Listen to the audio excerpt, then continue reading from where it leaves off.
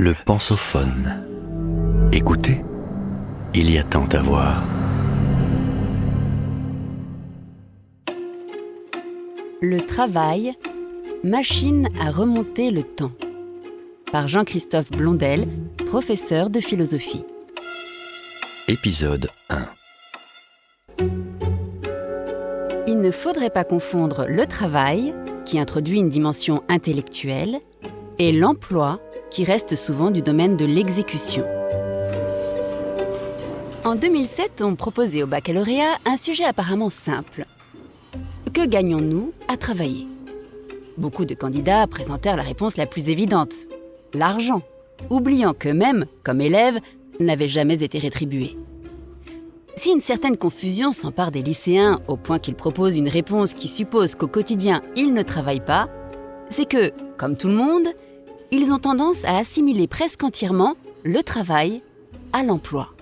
Ce faisant, ils oublient précisément que ne pas être employé, ce n'est pas nécessairement n'avoir rien à faire.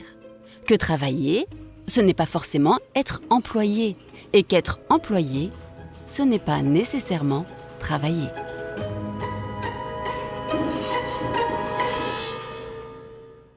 Au commencement.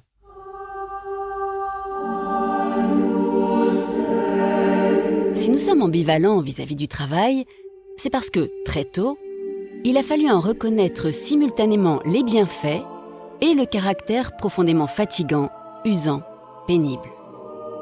Le travail est à ce point nécessaire que nous pourrions penser que nous y sommes condamnés.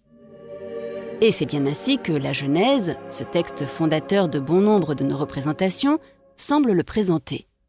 Une punition pour la première faute commise par l'homme. Genèse 3, 17. Dès lors, celui-ci ne vit plus dans une pure jouissance, qui est une satisfaction immédiate, dénuée de toute forme d'intermédiaire, sans même laisser au manque le temps d'être ressenti, et doit se nourrir à la sueur de son front, mettre ses enfants au monde dans la douleur, puisque le travail est bien aussi le nom qu'on donne à cette phase allant des premières contractions à la naissance de l'enfant. Le travail, donc, est l'effort qui s'est glissé entre l'homme et ce dont il a besoin, ce qui rompt avec l'immédiateté propre au Jardin d'Éden.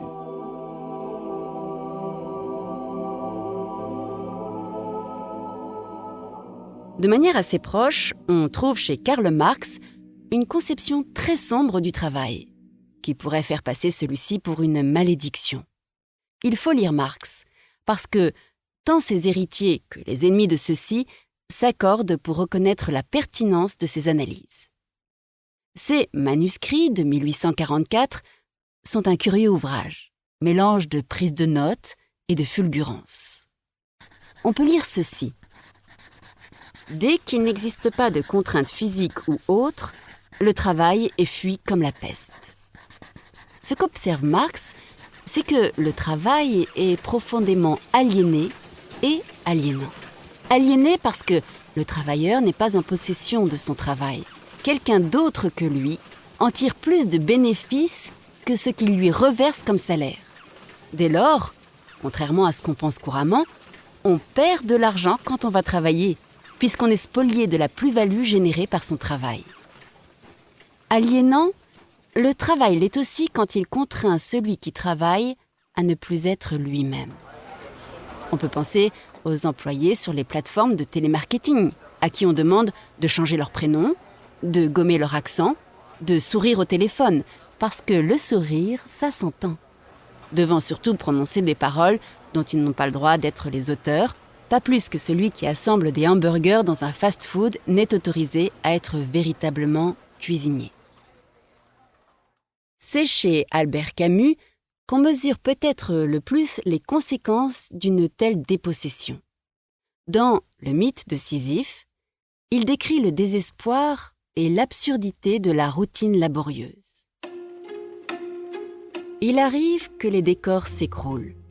Lever, tramway, 4 heures de bureau ou d'usine, repas, tramway, 4 heures de travail, repas, sommeil. Cette route se suit aisément la plupart du temps. Un jour seulement, Le « pourquoi » s'élève. Et tout commence dans cette lassitude teintée d'étonnement. Tout commence, certes, mais tout s'achève aussi. Il faut rappeler ici que la première page du mythe de Sisyphe instaure le suicide comme seule question véritablement philosophique. Et on sait combien le train-train quotidien des mêmes tâches à effectuer peut compter dans cette décision d'en finir. On pense que l'argument « il faut bien vivre » suffira à tout faire accepter. On constate parfois qu'il n'en est rien. Le vocabulaire lui-même ne trompe pas. On connaît l'étymologie supposée du mot « travail », provenant du latin « tripalium », qui désignait un instrument de torture et un appareillage de contrainte des bêtes de somme. Mais le vocabulaire du travail recèle d'autres étrangetés, comme ce mot « débauché », qui désigne aussi bien celui qui est libéré du travail que celui qui manque à toute exigence morale. On mesure là à quel point le discours met un point d'honneur à instituer le travail comme un devoir, afin qu'on s'exécute plutôt de force que de gré.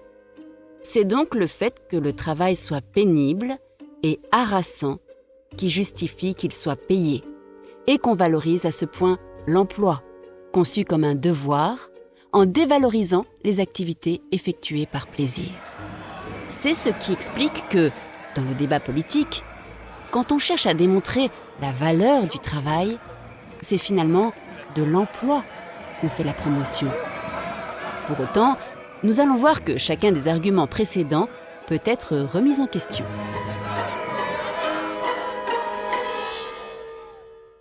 Vous venez d'écouter le premier épisode de cette série. Retrouvez-en l'intégralité sur lepensophone.fr.